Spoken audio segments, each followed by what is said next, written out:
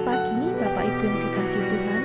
Renungan firman Tuhan pada pagi hari ini saya berikan judul Apa yang ada padamu? Untuk mengawali firman Tuhan pada pagi hari ini saya akan memberikan sebuah ayat di dalam 1 Samuel pasal yang ke-14 ayat yang ke-6. Mari kita menyeberang ke dekat pasukan pengawal orang-orang yang tidak bersunat ini. Mungkin Tuhan akan bertindak untuk kita. Sebab bagi Tuhan tidak sukar untuk menolong, baik dengan banyak orang maupun dengan sedikit orang. Bapak Ibu yang terkasih, yang perlu kita tahu adalah Tuhan sudah memberikan kuasa-Nya secara sempurna dalam hidup kita. Jika dulu ia tidak sukar, ia tidak bingung, ia tidak panik dengan jumlah yang sedikit atau jumlah yang kecil, saat ini pun Tuhan sanggup bekerja melalui kita dengan jumlah atau hal yang kita anggap sepele atau remeh. Untuk lebih jelasnya, mari kita melihat beberapa contoh lagi di dalam Alkitab. Yang pertama yaitu Musa. Keluaran pasal yang keempat, ayat yang pertama dan ayat yang kedua. Lalu sahut Musa, bagaimana jika mereka tidak percaya kepadaku dan tidak mendengarkan perkataanku, melainkan berkata, Tuhan tidak menampakkan diri kepadamu? Tuhan berfirman kepadanya, apa yang di tanganmu itu? Jawab Musa, tongkat. Saat itu Tuhan memanggil dan mengutus Musa untuk membebaskan bangsa Israel dari perbudakan di tanah Mesir. Namun Musa mengeluarkan begitu banyak pertanyaan dan alasan sebagai bentuk dari rasa kekhawatiran dan ketakutannya. Musa merasa bukan orang yang berpengaruh dan tidak pandai bicara, sehingga ia khawatir Firaun bahkan bangsa Israel tidak akan mendengarkannya. Namun Tuhan tidak menanggapi keluhan-keluhan Musa itu. Sebaliknya, Tuhan malah bertanya kembali kepada Musa, "Apa yang ada padamu?" Dan Musa menjawab, "Tongkat." Kita tahu dengan tongkat di tangan Musa inilah Tuhan bekerja dengan luar biasa. Salah satunya adalah peristiwa di mana saat Musa mengangkat tongkatnya, Laut Merah itu terbelah menjadi dua, sehingga dapat dilewati oleh bangsa Israel. Tokoh yang kedua kita lihat yaitu Daud. 1 Samuel pasal yang ke-17, ayat yang ke-49 dan 50. Lalu Daud memasukkan tangannya dalam kantungnya, diambilnyalah sebuah batu dari dalamnya, diumbannya, maka kenalah dahi orang Filistin itu. Sehingga batu itu terbenam ke dalam dahinya, dan terjerumuslah ia dengan mukanya ke tanah. Demikianlah Daud mengalahkan orang Filistin itu dengan umban dan batu. Ia mengalahkan orang Filistin itu dan membunuhnya tanpa pedang di tangan. Saat melawan Goliat, Daud berhasil mengalahkannya dengan umban dan batu. Tuhan memakai apa yang Daud punya. Umban bukanlah alat perang yang Daud pinjam dari orang lain. Daud biasanya memakai umban untuk melindungi kambing dombanya dari serangan binatang buas. Daud pun menyadari hal ini dan ia tahu ia tidak perlu meminjam pedang ataupun alat perang lainnya dari orang lain. Daud hanya perlu menggunakan apa yang ia punyai, yaitu umban. Dan yang kita lihat, bahwa Goliat kalah hanya dengan umban yang adalah milik kepunyaan Daud yang tampaknya tidak istimewa. Bahkan tidak ada satupun Bapak Ibu orang yang pergi berperang hanya dengan membawa umban. Yang ketiga, mari kita melihat tokoh, yaitu seorang anak kecil.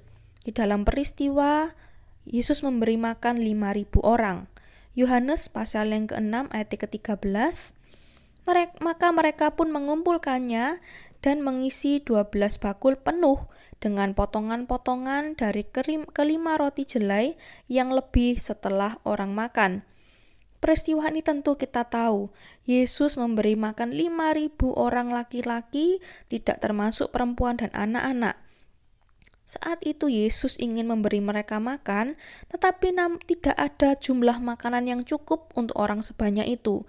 Kemudian datanglah Andreas, murid Yesus, dengan berkata, di dalam Yohanes pasal yang ke-6 ayat yang ke-9, di sini ada seorang anak yang mempunyai 5 roti jelai dan 2 ikan. Tetapi apakah artinya itu untuk orang sebanyak ini? Dan kisah selanjutnya adalah Yesus berhasil memberi makan orang yang sangat banyak sehingga orang-orang itu kenyang dan bahkan makanan itu berlebih-lebih. Nah, Bapak Ibu, dari ketiga kisah yang telah kita bahas tadi, kita dapat melihat sebuah pola yang hampir sama, yaitu yang pertama, kuasa yang di dalam kita bekerja sama dengan apa yang kita punya. Jadi kita tidak perlu meminta apalagi meminjam sesuatu dari orang lain. Ingat peristiwa tadi, Tuhan memakai tongkat yang Musa miliki. Tuhan memakai umban yang biasa dipakai oleh Daud. Tuhan membuat mujizat dengan apa yang dimiliki oleh seorang anak kecil, yaitu 5 roti dan 2 ikan. Yang kedua, tidak peduli seberapa yang kita miliki. Sekecil apa, sesederhana apa, yakinlah Ia, yaitu Tuhan, akan menjadikan itu sebuah hal yang luar biasa. Seperti tongkat sanggup membelah lautan, umban dan batu dapat membunuh raksasa, serta sedikit roti dan ikan sanggup membuat kenyang lebih dari 5.000 orang. Yang ketiga, yang penting adalah melangkahlah dengan iman bersama dengan apa yang ada pada kita.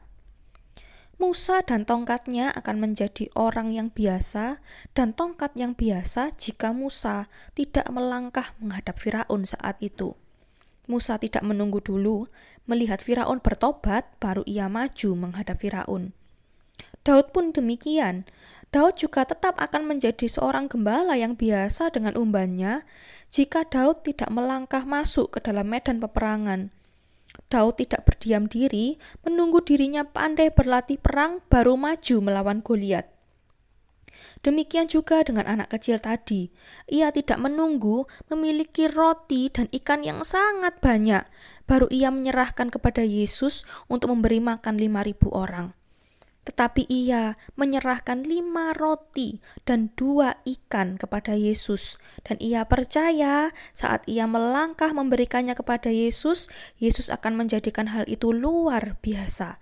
Sehingga dapat memberi makan 5.000 orang, bahkan berlebih-lebih.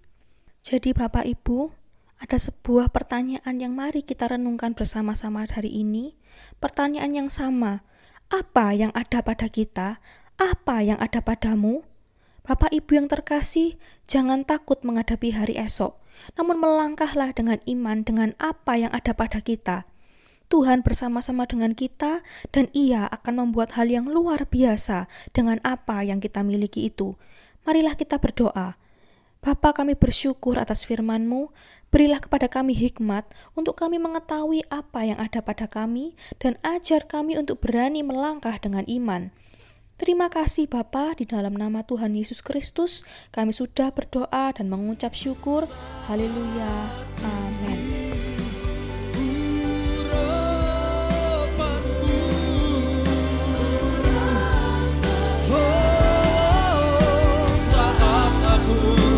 Menyembah Kau Tuhan,